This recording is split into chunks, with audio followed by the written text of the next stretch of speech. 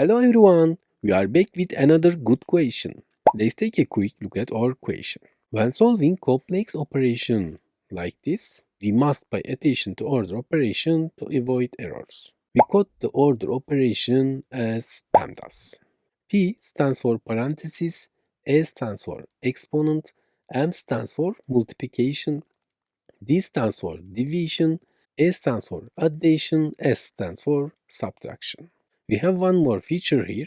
There is no order multiplication and division operation are performed from left to right. Similarly, there is no order addition and subtraction operation are performed from left to right. Let's apply this rule to our question. This fraction bar, division. Now the upper part of the fraction done first. Here we have division and multiplication. The division on the left is done first. 10 divided 5 equals 2. Now multiply. 2 times 3 equals 6. 6 divided 3 equals 2. We solved the solution in detail. I hope you understand. We've reached the end of our video. Solve the question on the screen. Write your answer in the comments section.